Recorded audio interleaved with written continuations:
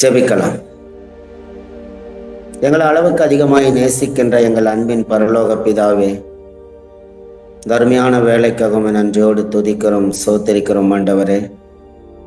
இந்த நாளிலும் கர்த்தாவே, நீர் கொடுத்த ஆண்டவர் இந்த ஜூம் மீட்டிங் வாயிலாக 12 சீஷர்களை குறித்த ஆண்டவரே, அவர் இந்த உலகத்துக்கு சுவிசேஷங்களை அறிவித்து இரத்த சாட்சியாக மரித்தார் என்பதை எங்களுடைய வாழ்க்கையில் எங்களுக்கு தெளிவுபடுத்தியிருக்கிறேன். அதை குறித்த ஆண்டவர் இந்த நாளிலும் கர்த்தாவே, அடியானை மறைத்து நீர் ஆண்டவரை எங்களுக்குள்ளாக வெளிப்படும்படியாக கிருபை செய்யும்.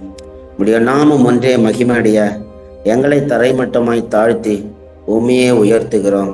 கலந்து கொண்ட ஒவ்வொரு பிள்ளைகளையும் கர்த்தாவே உடைய சமூகத்திலே ஒப்பு கொடுக்கிறோம். இந்த செய்தியை அறிந்து கர்த்தாவே ஆண்டவரை அந்த 12 சீஷர்களைப் போல வாழ வேண்டும் என்ற சத்தியத்தை எங்களை இருதயத்தில் வைத்துக்கொண்டு அதன்படி நடக்க எங்களை ஆசீர்வதியும் பலப்படுத்தும். இயேசு கிறிஸ்துவின் இனிய நாமத்திலே கெஞ்சி மன்றாடுகிறோம் நல்ல பிதாவே, ஆமென், ஆமென்.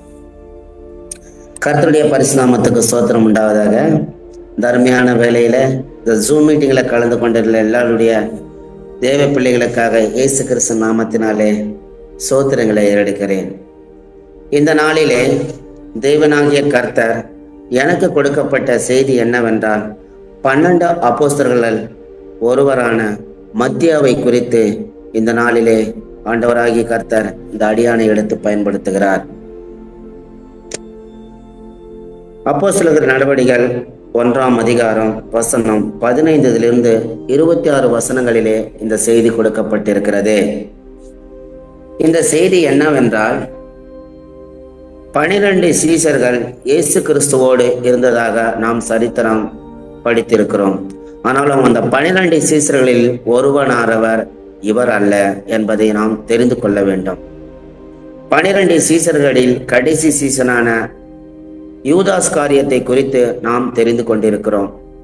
அந்த யூதாஸ் காரியத்தை இந்த உலகத்திலே எப்படி இயேசுவோடு வாழ்ந்திருந்தார், எப்படி சஞ்சரித்திருந்தார், இயேசுவை அவர் எப்படி நேசித்திருந்தார் என்பதையெல்லாம் நாம் சத்தியங்கள் கேட்டுக்கொண்டிருந்திருக்கோம். இந்த நாளிலே 15வது வசனத்திலே பார்க்கும் பொழுது, அந்நாட்களிலே சீஷர்கள் ஏறக்குறைய 120 பேர் கூடியிருந்த பொழுது அவர் நடுவிலே பேதுரு எழுந்து நின்று, சகோதரரே, இயேசுவை பிடித்தவர்களுக்கு வழிகாட்டின யூதாசை குறித்து பரிசுத்தாவி தாவீதின் வாக்கினால் முன் சொன்ன வேத வாக்கியம் நிறைவேறும்படி வேண்டியதாயிருந்தது என்று இந்த பிரசங்கத்திலே பார்க்க முடிகிறது. இயேசு கிறிஸ்துவானவர் மரித்து பரமேறின பிறகு 120 சீஷர்கள் கூடி அவர்கள் ஒருமித்து வாசம் பண்ணி அந்த இடத்திலே ஜெபித்துக் கொண்டிருக்கிற வேளையிலே பேதுரு ஒரு பிரசங்கத்தை ஏறெடுக்கதை நாம் பார்க்க முடிகிறது. அந்த இடத்திலே யூதாஸ் காரியத்தை குறித்து ஒரு விளக்கத்தை கொடுக்கிறார். அவன் யூதாஸ் காரியத்தை குறித்து விளக்கம் எப்படி இருக்கிறது என்றால், அவன் தேவனுடைய தீர்க்க தரிசனங்களால் இப்படி நடந்தது என்பதை அந்த இடத்திலே அவர் நியமிக்கிறதை சொல்லுகிறதை நாம் காண முடிகிறது. அதே புஸ்தகம் சங்கீதத்திலும் இதை குறித்து தேவனாகிய கர்த்தர் வேத வாக்கியமாக அறிவிக்கப்பட்டிருக்கிறார். வசனம் 20 பார்க்கலாம். 20 1ஆம் அதிகாரம் அப்போஸ்தலர் 1:20. சங்கீத புஸ்தகத்திலே, அவனுடைய வாசஸ்தலம் பாழாக கடவது, ஒருவனும் அதில் வாசம் பண்ணாதிருப்பானாக என்றும், அவனுடைய கண்காணிப்பை வேறொருவன் பெறக்கடவன் என்றும் எழுதியிருக்கிறது. இந்த அருமையான வேளையிலே தேவனாகிய கர்த்தர் யூதாஸ் காரியத்தை கூடவே வைத்துக் கொண்டிருந்து, அவன் ஒரு காலத்திலே அவன் தன்னை விட்டு வெளியே போகுவான் என்ற சங்கீதத்திலே தீர்க்க தரிசனமாக சொல்லப்பட்டிருக்கிறது. அந்த தீர்க்க தரிசனம் நிறைவேறுவதை அப்போஸ்தலராகிய 12 சீஷர்களில் பேதுரு பிரசங்கம் பண்ணுகிறதை நாம் காண முடிகிறது. இந்த இடத்திலே இயேசு கிறிஸ்துனுடைய 12 சீஷர்களில் ஒரு முக்கியமான சீசனாக பேதுருவை தேவனாகிய கர்த்தர் நியமித்திருக்கிறார். ஏனென்றால் அவர் சபையினுடைய தலைவராக அவர் நியமிக்கப்பட்டிருந்தார். அந்த இடத்திலே அவர் பிரசங்கம் பண்ணும் பொழுது யூதாஸ் காரியத்தை குறித்து தெல்ல தெளிவாக இந்த இடத்திலே சொல்லப்படுகிறது. அதிலே 16வது வசனத்திலே பார்க்கும் பொழுது, இயேசுவை பிடித்தவர்களுக்கு வழிகாட்டின யூதாசை குறித்து பரிசுத்தாவி தாவீதின் வாக்கினால் முன் சொன்ன வேத வாக்கியம் நிறைவேற வேண்டியதா இருந்தது என்று இந்த இடத்திலே பதிவு செய்கிறார். இப்படி 12 சீசர்களில் யூதாஸ் காரியத்தை குறித்து பதிவு செய்த பிறகு அந்த இடம் காலியாக இருப்பதை நாம் அறிந்திருக்க வேண்டும். அந்த காலியான இடத்தை திருச்சபைக்கு ஒரு ஐக்கியத்தை உண்டு பண்ண வேண்டும் என்றால் ஒரு தேவனுடைய மனுஷனை கொண்டு வர வேண்டும் என்று ஆலோசனை 11 சீசர்களும் ஆலோசனை செய்கிறார்கள். அப்படி ஆலோசனை செய்து தேர்ந்தெடுக்கப்பட்ட விசேஷமான ஒரு அப்போஸ்தலர்களில் 12வது ஆளாக சேர்க்கப்பட்ட மத்தியாவை குறித்து தான் இப்பொழுது நாம் தியானிக்க போகிறோம். மத்தியாவினுடைய வாழ்க்கை வரலாறை பார்க்கும் பொழுது அவர் 1ஆம் நூற்றாண்டிலே யூதயா பட்டணத்திலே பிறந்தவராய் காணப்படுகிறார். யூதாவினுடைய தேசம் யூதயா தேசத்திலே அவர் தரிசனமாக காணப்பட்ட பூமி எத்தியோப்பியா மற்றும் பாலஸ்தீனா மற்றும் சிரியா, அர்மீனா பகுதிகளிலே அவர் ஊழியங்களை தொடர்கிறதை நாம் பார்க்க முடிகிறது. தர்மியான வேளையிலே மத்தியா என்ற ஒரு சுவிசேஷ அப்போஸ்தலராக தேவனால் நியமிக்கப்பட்ட ஒரு மனுஷனுடைய வாழ்க்கையை தான் இப்பொழுது நாம் தியானித்துக் கொண்டிருக்கிறோம். மத்தியானுடைய வாழ்க்கைக்கு பொருளானது, மத்தியா என்ற பெயருக்கு பொருள் என்ன என்பதை நாம் இந்த சரித்திரத்திலே காண முடியும். கடவுளின் பொருள் என்று அர்த்தம் என்று வேதம் சொல்லுகிறது. எல்லாருடைய பெயருக்கும் ஒரு அர்த்தம் இருக்கும். இங்க இயேசு என்றால் ஜனங்களுடைய பாவங்களை மீட்டெடுக்கிறவர் என்று அர்த்தம் இருக்கிறது. இம்மானுவேல் என்றால் தேவன் நம்மோடு இருக்கிறார் என்று அர்த்தம் இருக்கிறது. இப்படிப்பட்ட அர்த்தங்களிலே மத்தியா என்ற அப்போஸ்தலராகிய சீசரில் ஒருவனான அவருடைய பெயருக்கு கடவுளின் பொருள் என்று வேதத்திலே சொல்லப்பட்டிருக்கிறது. தர்மியான வேளையிலே மத்தியானுடைய காரியத்தை பார்க்கும் பொழுது தேவனால் நியமிக்கப்பட்டு ஊழியத்திற்கு உறுதுணையாக இருக்க வேண்டும் என்று அவரை தேர்ந்தெடுத்ததை நாம் பார்க்க முடிகிறது. அந்த இடத்திலே 2 பேர்களை கொண்டு வருகிறதை நாம் பார்க்க முடிகிறது. 23வது வசனத்திலே, அப்பொழுது அவர்கள் யூத்ஸ் என்னும் மறுநாமம் உள்ள பர்சபா எண்ணப்பட்ட யோசேப்பும் மத்தியாவும் ஆகிய இவ்விரண்டு பேரையும் நிறுத்தி, எல்லாருடைய இருதயங்களையும் அறிந்திருக்கிற கர்த்தாவே, யூதாஸ் என்பவன் தனக்குரிய இடத்திற்கு போகும்படி இழந்து போன இந்த ஊழியத்திலும் இந்த அப்போஸ்தல பட்டணத்திலும் பங்கு பெறுவதாக இவ்விரண்டு பேரில் தேவரீர் தெரிந்து கொண்டவனை எங்களுக்கு காண்பித்தருளும் என்று ஜெபம் பண்ணினார்கள். தர்மியான வேளையில நாம் கூட அநேக காரியங்களை செய்யும் பொழுது தேவனுடைய பாதத்திலே ஒப்பு கொடுப்பதை இந்த இடத்திலே நாம் பார்க்க முடிகிறது. ஒருவனை தேர்ந்தெடுப்பது முகத்தை பார்த்தல்ல, அவன் அழகை பார்த்தல்ல, அவனுடைய காரியங்களை குறித்து எனக்கு நன்மையாக செய்கிறான் என்பதை குறித்தல்ல, தேவனுடைய சித்தத்தின்படி தேவனுக்கு பிரியமானவர் யார் என்பதை அறிந்து கொள்ள அந்த இடத்திலே 2 தேவனுடைய மனுஷர்களை அங்கே நிறுத்துவதை பார்க்க முடிகிறது. பர்சபா எண்ணப்பட்ட யோசேப்பும் மத்தியாவும் இருவரையும் அங்கே நிறுத்தி தேவனுடைய சமூகத்திலே அவர்கள் ஒப்பு கொடுக்கிறார்கள். அந்த ஒப்பு கொடுக்கிற வேளையிலே ஒரு அடையாளமாக ஒரு காரியத்தை அவர்கள் பண்ணுகிறார்கள். இவர்களை யாரும் ஓட்டு போட்டு தேர்ந்தெடுப்பதில்லை, மற்ற காரியங்களை குறித்து தேர்ந்தெடுப்பதில்லை. ஒரு சீட்டை குலுக்கி போட்டு அதிலே தேவனுடைய சித்தம் எது என்பதை அறிந்து கொண்டு அதிலே மத்தியா என்ற பெயரை காண்பதை நாம் பார்க்க முடிகிறது. அநேக இடங்களிலே நாம் கூட தலைவராக நான் வர வேண்டும் என்று நியமிப்பதை அவாய்ட் பண்ண வேண்டும். இந்த இடத்திலே பார்க்கும் பொழுது மத்தியாவை தேவனாகிய கர்த்தர் தேர்ந்தெடுத்ததை நாம் இந்த வசனத்திலே காண முடிகிறது. அவனை தேர்ந்தெடுத்தது மாத்திரமல்ல, 12 சீசர்களில் அவர் சேர்த்து கொள்ளப்பட்டார் என்று 26வது வசனத்திலே நாம் பார்க்க முடிகிறது. பின்பு அவர்களை குறித்து சீட்டு போட்டார்கள். சீட்டு மத்தியாவின் பேருக்கு விழுந்தது. அப்பொழுது அவன் 11 அப்போஸ்தலருடன் சேர்த்து கொள்ளப்பட்டார் என்பதை நாம் இந்த வேதத்திலே பார்க்க முடியும். இந்த அப்போஸ்தலர் 1ஆம் அதிகாரம் கடைசி வசனத்திலே பார்க்கும் பொழுது இந்த வசனம்தான் இந்த இடத்திலே அதிகமாக ஒரு காரியத்தை சொல்ல முடிகிறது.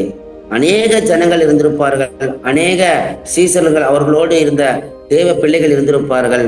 ஆனாலும் மத்தியாவை தேர்ந்தெடுப்பதற்கு காரணம் என்ன என்று நம்மை நாமே ஆராய்ந்து பார்க்க முடியும். ஏனென்றால் மத்தியாவை தேவனாகிய கர்த்தர் தேர்ந்தெடுத்தார். நம்மை கூட இந்த இடத்திலே, இந்த அடியானை கூட அவர் தேர்ந்தெடுப்பாடு மாத்திரமே, வேற யாரும் நம்மை தேர்ந்தெடுக்க முடியாது. ஆகையினாலே மத்தியாவை குறித்து தேவனுடைய விருப்பம் என்ன இருக்கிறது, தேவனுடைய சித்தம் என்ன இருக்கிறது, இது எதற்காக மத்தியாவை இந்த அப்போஸ்தலர் கூட்டத்திலே சேர்த்து கொண்டார் என்று நாம் பார்க்கும் பொழுது, அவன் அநேக தேவனுடைய காரியங்களை செய்தவனாய் இருந்தான் என்று வேதத்திலே பார்க்க முடிகிறது. இயேசு கிறிஸ்துவுக்கு யோவான் ஸ்நானகன் கொடுத்த ஞானஸ்தானம் முதல் அவர் பரமேறின வரைக்கும் தேவனோடு அவன் சஞ்சரித்தவனாய் காணப்படுகிறான் என்று வாழ்க்கை வரலாறிலே, சுவிசேஷ புஸ்தகங்களிலே அநேக தேவ வல்லுநர்களால் சொல்லப்பட்டிருக்கிறது. அப்படிப்பட்ட நேர்மையான ஒரு மனுஷன், அவன் ஒரு தேவனுடைய சுவிசேஷத்திலே சொல்லுவதிலே தீவிரமாய் இருந்தான். ஆனாலும் 12 சீசர்களில் அவன் பெரியவனாய் காணப்படவில்லை. அநேக காரியங்களை பர்னபாஸ் போன்ற தேவனுடைய பிள்ளைகளை பார்க்கும் பொழுது அவருடைய பெயர்கள் வேதத்திலே எங்கோ ஒரு இடத்துல சொல்லப்பட்டிருக்கிறது. ஆனாலும் அவனுடைய காரியங்களை பார்க்கும் பொழுது அநேக இடங்களிலே அவனுடைய காரியங்களை சொல்லும் பொழுது தேவனுக்கு மகிமையான காரியங்களாய் காணப்படுகிறது. தேவனுடைய விருப்பத்தை அவன் அறிந்தவனாய் காணப்பட்டான். தேவனுடைய விருப்பத்துக்கு அவன் தன்னை ஒப்பு கொடுத்தான். அதனாலே தேவன் அவனை தேடி கொண்டு வந்து இந்த கூட்டத்திலே சேர்த்தார். அருமையான தேவனுடைய பிள்ளைகளே, இந்த நாளிலே நாம் கூட தேவனுடைய ஊழியத்திற்காக ஒதுக்கப்பட்டிருக்கிறோம், தெரிந்து கொள்ளப்பட்டிருக்கிறோம் என்றால் தேவன் நம்மை தேடி வந்து அழைத்து கொண்டு வந்திருக்கிறார் என்று நாம் அறிந்து கொள்ள வேண்டும். ஆகையினால செய்கிற காரியங்கள் ஒவ்வொன்றையும் தேவனுக்கு பயந்து அவருடைய சித்தத்துக்கு ஒப்பு கொடுக்கும் பொழுது இந்த மத்தியாவை தேவன் கொண்டு வந்தது போல நம்மையும் அவர் ஆதரிக்க சித்தமாயிருக்கிறார். அவருடைய நேர்மையான செயல்களை பார்க்கும் பொழுது மத்தியாவனுடைய வாழ்க்கையிலே விரிவான ஆவணங்களை படுத்தவில்லை. அவரை குறித்த அநேக காரியங்களை இந்த வேத புஸ்தகத்திலே சொல்லப்படவில்லை. ஆனாலும் அவனை ஒரு பங்குக்குள்ளாக அவனை கொண்டு வந்திருப்பதை நாம் இந்த இடத்திலே பார்க்க முடிகிறது. ஒவ்வொரு விசுவாசிகளுக்கும் தேவனுடைய ராஜ்யத்திலே பங்கு உண்டு. ஒவ்வொரு விசுவாசிகளுக்கும், ஒவ்வொரு பாஸ்டருக்கோ ரெவரண்டுக்கோ பிஷப்புக்கோ அல்ல, ஒவ்வொரு விசுவாசிகளுக்கும் தேவனுடைய ராஜ்யத்தில் ஒரு பங்கு உண்டு என்பதை நினைவூட்டவே மத்தியா இந்த இடத்திலே தேவன் கொண்டு வந்திருக்கிறார். அருமையான இந்த வேளையிலே நாம் கூட எந்த பங்கிலே நாம் பங்கெடுத்துக் கொண்டிருக்கிறோம்? சபை காரியங்களிலே, சபை ஊழியங்களிலே, மற்ற ஊழியங்களிலே நம்முடைய பங்கு என்ன? தேவன் மத்தியாவை போல நம்மை எதற்காக இதை சேர்த்திருக்கிறார்? இதை நாம் அசட்டத்தனம் பண்ணுகிறோமா? அதை ஒரு கருத்தாக எண்ணி அதை செய்கிறோமா என்று நம்மை நாமே ஆராய்ந்து பார்த்து அவருடைய ராஜ்யத்துக்கு நாம் தகுதி உள்ள பிள்ளைகளாக மாறி வாழ வேண்டும். நாம் கிறிஸ்துவுக்கு உண்மை உள்ள சாட்சியாக இருக்க அவர் ஆசைப்படுகிறார். 12 சீசர்களுடைய வாழ்க்கையை பார்க்கும் பொழுது இரத்த சாட்சிகள், தலை வெட்டப்படுகிறார்கள், கண்கள் பிடுங்கப்படுகிறார்கள், எண்ணெய் கோப்பையிலே போடப்படுகிறார்கள். இப்படிப்பட்ட காரியங்களிலே அவர் தன்னுடைய தேவனாகி இயேசு கிறிஸ்துவுக்கு ஒப்பு கொடுத்தார்கள். நாம் என்ன கொடுக்கிறோம்? ஜீவனை கொடுப்பது தேவனுக்கு ஒரு உகந்த காணிக்கை அல்ல. தேவனோடு சஞ்சரித்து தேவனுடைய ராஜ்யத்துக்கு ஏற்ற காரியங்களை செய்து தேவனுடைய பிள்ளையாக மத்தியாவை போல, மத்தேயுவை போல, லூக்காவை போல, அந்திரேயாவை போல, எல்லா தேவனுடைய பிள்ளைகளை போல நாம் வாழ வேண்டும் என்பதே அவருடைய ஆசையா இருக்கிறது. அந்த ஆசையை நிறைவேற்றுவதில் முக்கியத்துவத்தை பெற்றிருந்த ஒரு தேவனுடைய மனுஷன் மத்தியாவை குறித்து தான் நாம் இப்பொழுது தியானம் செய்து கொண்டிருக்கிறோம். அவனுடைய நேர்மையான சேவை தேவனுக்கு ஒரு பிரியத்தை உண்டு பண்ணிருக்கிறது. ஆகையினால இந்த 12 அப்போஸ்தலர்களில் ஒரு அப்போஸ்தலர்கள் யூதாஸ் காரியத்து தன்னை விட்டு மரித்து போன பிறகு அந்த ஐக்கியத்தை மீட்டெடுக்க வேண்டும். அந்த ஐக்கியத்தை நாம் தொடர வேண்டும் என்று 11 சீசர்கள் 12வது சீசரை தேர்ந்தெடுப்பதிலே ஒரு ஐக்கியம் காணப்படுகிறது. திருச்சபையிலே ஒற்றுமை காணப்படுகிறது. திருச்சபை காரியங்களிலே அவர் இன்னும் மேன்மேலும் செய்ய வேண்டும் என்ற ஒரு மனப்பான்மை இருக்கிறது. இப்படிதான் நம்முடைய சபைகளிலும், நம்முடைய ஊழியங்களிலும், நம்முடைய குடும்பங்களிலும் ஐக்கியப்படுதல் என்பது மிக மிக முக்கியமாய் காணப்படுகிறது. 12 பேரில் ஒருவர் இல்லை, நாம் 11 பேர் நடத்த முடியும், தேவனுடைய சித்தத்தை செய்ய முடியும் என்பதை அவர் அறியவில்லை. தேவனுடைய சித்தம், தேவனுடைய காரியம், அதற்கு ஒப்பு கொடுத்து ஐக்கியத்தை மீட்டெடுத்தார்கள் என்பது இந்த வேதத்திலே பார்க்கிறது. நாம் கூட ஒரு சபைக்கு தூணாக இருக்க வேண்டும். ஒரு சபை அங்கத்தினராக இருந்து சபை காரியங்களிலே முன்மாதிரியாக இருந்து சபை காரியங்கள் என்னென்ன நடக்கிறது, எது சரி செய்ய வேண்டும், எதை நாம் இதை தவிர்க்க வேண்டும் என்று அறிந்து ஆலோசனை செய்த அப்போஸ்தலர் 12 பேரில் ஒருவனான மத்தியாவும் சேர்க்கப்பட்டான் என்பதை நாம் இந்த நேரத்திலே நாம் நினைவு கூற வேண்டும். யூதாஸ் காரியத்துக்கு பதிலாக மத்தியாவின் நியமனம் அப்போஸ்தலருக்கு இடையே ஐக்கியத்தை மீட்டெடுப்பதை அடையாளப்படுத்துகிறது என்பதை நாம் அறிந்து கொள்ள முடியும். திருச்சபையின் ஒற்றுமையை பேணுவதில் முக்கியத்துவத்தை அவர்கள் அறிந்திருந்தார்கள். இந்த நாளிலே அநேக போதகர்கள் இருக்கிறார்கள், அநேக மூப்பனார்கள் இருக்கிறார்கள். சபையினுடைய ஐக்கியத்தை நாம் மீட்டெடுத்து கொண்டிருக்கிறோமா? சபையை நாம் குலைச்சல் படுத்தி கொண்டிருக்கிறோமா? சபையிலே ஒரு மனப்பான்மையை இன்னும் அதிகப்படுத்தி கொண்டிருக்கிறோமா என்று நம்மை ஆராய்ந்து பார்த்து அந்த இடத்திலே ஒரு மத்தியாவை போல ஐக்கியப்படுதலே நாம் அறிந்திருக்க வேண்டும். மத்தியாவினுடைய காரியத்தை குறித்து நாம் இந்த இடத்திலே பார்க்கிறோம். கடைசியாக பார்க்கும் பொழுது மத்தியாவை குறித்து ஒரு சாட்சி கொடுக்கப்பட்டிருக்கிறது.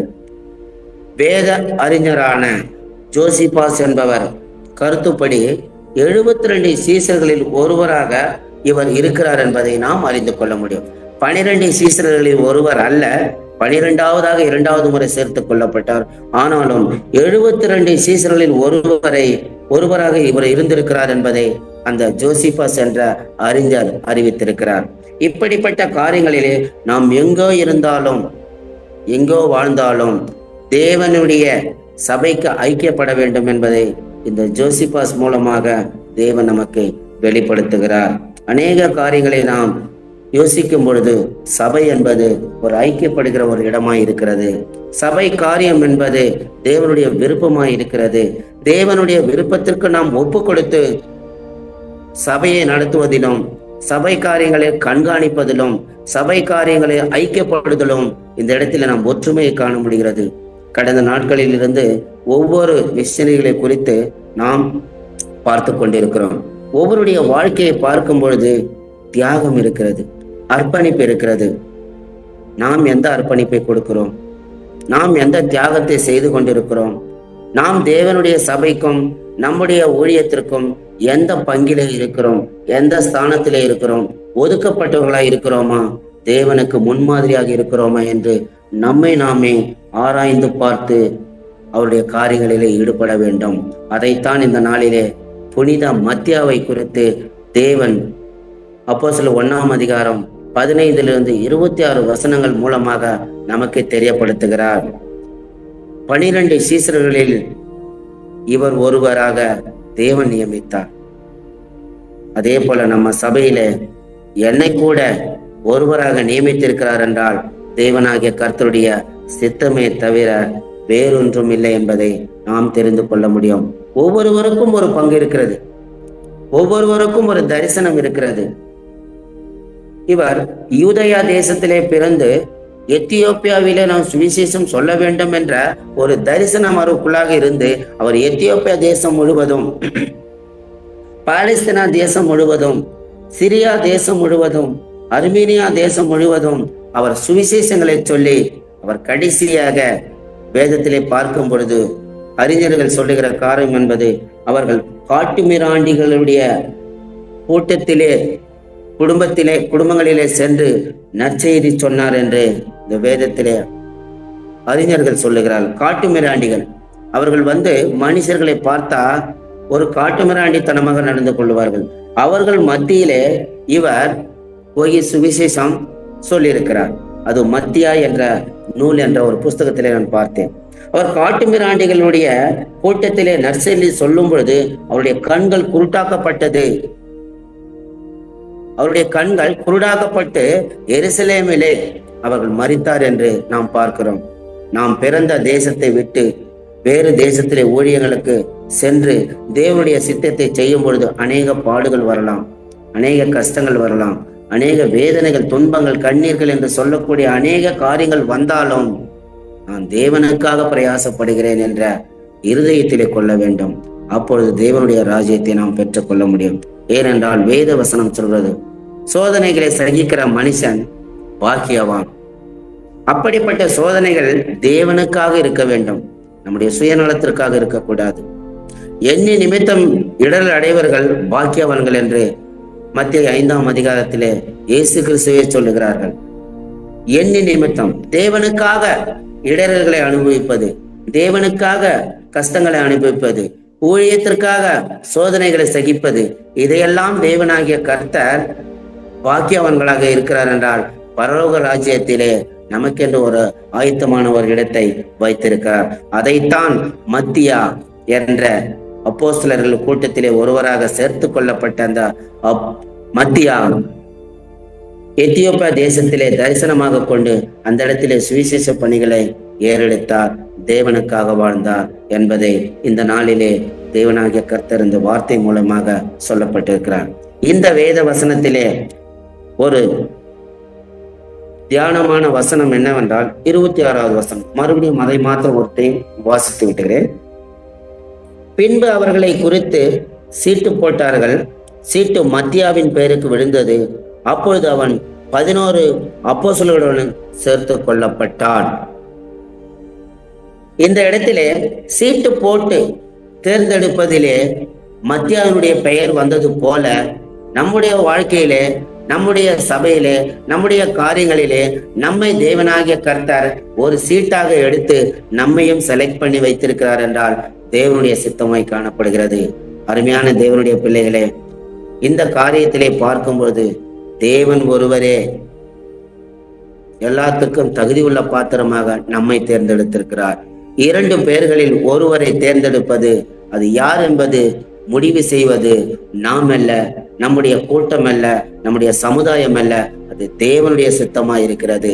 ஏனென்றால் தேவனுக்கு பிரியமான மனுஷன் மத்தியை என்பதை இந்த சீட்டு மூலமாக அவர் நமக்கு அறிவுறுத்திருக்கிறார். ஏனென்றால் இவ்விரண்டு பேரிலும் தேவனை தெரிந்து கொண்டவனை எங்களுக்கு காண்பித்தருளும். ஒருவரை நாம் செலக்ட் பண்ண வேண்டும், ஒருவரை தேர்ந்தெடுக்க வேண்டும் என்றால் தேவனால் தெரிந்து கொண்டவனை எங்களுக்கு காண்பித்தருளும் என்ற ஒரு ஜெப விண்ணப்பத்தை நாம் பார்க்க முடிகிறது. எங்கள் சபைகளில் கூட கடந்த பழைய காலத்து காரியங்களிலே பார்க்கும் பொழுது தேவனாகிய கர்த்தர் ஒரு ஊழியக்காரன் மூலமாக எதை செய்தாலும் சரி தேவனால் தெரிந்து கொள்ளப்பட்ட ஒரு பாத்திரமாக இருக்க வேண்டும் என்று ஜெபத்தை முன்பாக வைத்து இந்த நாள் வரைக்கும் நாங்கள் செய்து கொண்டு வருகிறோம். ஏனென்றால் இந்த இடத்திலே அப்போஸ்தலராகிய 12 சீசர்களும் இப்படிதான் தேவனுக்கு முன்பாக வைத்தார்கள். அதிலே தேர்ந்தெடுக்கப்பட்ட ஒரு சீசன் தான் மத்தியா என்பதை நாம் அறிந்து கொள்ள வேண்டும். ஆகையினால மத்தியாவை போல நம்மையும் தேவனாகிய கர்த்தர் தேர்ந்தெடுத்திருக்கிறார். மத்தியாவை போல நாமும் ஊழியத்திலே அதே போல நாம் வாழ வேண்டும், ஐக்கியப்படுதலே ஒருமனப்பட வேண்டும், நேர்மையாக தேவனுடைய செய்தியிலே நாம் வாழ வேண்டும், தேவனுடைய விருப்பத்தை அறிந்து அதன்படி நடக்க வேண்டும் என்று தேவன் நம்மோடு இந்த வசனத்தின் மூலமாக பேசியிருக்கிறார். தேவன் தாமே இந்த வசனங்களை ஆசீர்வதிப்பாராக. ஆமேன். அன்பின் பரலோக பிதாவே, அருமையான வேலைக்காக நன்றோடு துதிக்கிறோம், சோத்தரிக்கிறோம். ஆண்டவரே, இந்த நாளிலும் கர்த்தாவே அப்போஸ்தலராகிய 12 சீசர்களை குறித்து மத்தியா என்ற சீசனை குறித்து ஆண்டவரே இந்த அடியானுக்கு கொடுத்து ஆண்டவரே இந்த காரியங்களை குறித்து பேச வைத்தீர். அதற்கு நன்றி செலுத்துகிறோம் சுவாமி. இந்த நாளிலே கர்த்தாவே இந்த ஜூம் மீட்டிங்ல கலந்து கொண்டிருக்கிற ஒவ்வொரு தேவ பிள்ளைகளும் உடைய கரத்திலே ஒப்பு கொடுக்கிறோம். அவருடைய ஆரோக்கியத்திலும் ஆண்டவரே, அவர் குடும்பங்களிலும் பிள்ளைகளிலும் ஆண்டவரே, ஊழியத்திலும் ஆண்டவரே, என் தேவனாகிய கர்த்தர் அவர்களோடு இருந்து 2025 வருஷத்திலே நன்மைகளை கர்த்தாவே அவர்கள் செய்ய உதவி செய்யும் சுவாமி. ஊழியம் என்பது ஆண்டவரே தேவனுடைய ராஜ்யமாக காணப்படுகிறது. ஊழியத்தின் பாதையில் ஆண்டவரே அநேக கஷ்டங்கள், வேதனைகள் காணப்படுகிறது. எல்லாவற்றையும் சகித்து கொண்டு தேவனுடைய சித்தத்திற்கு ஒப்பு கொடுத்து தேவனுடைய நாமத்தையே மகிமைப்படுத்தும் பொழுது தேவனாகிய கர்த்தர் அநேக வாசஸ்தலங்களிலே ஒரு வாசஸ்தலத்தில் நம்மை வைத்திருக்க சித்தமாயிருக்கிறார். தர்மையான வேளையிலே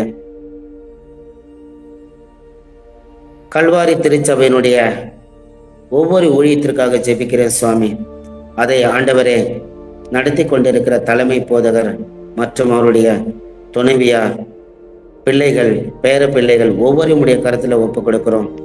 ஊழியத்தை செய்கிற அந்த குடும்பத்தை ஆண்டவரே அனுதினமும் நீர் ஆசீர்வதித்திருக்கிறீர்.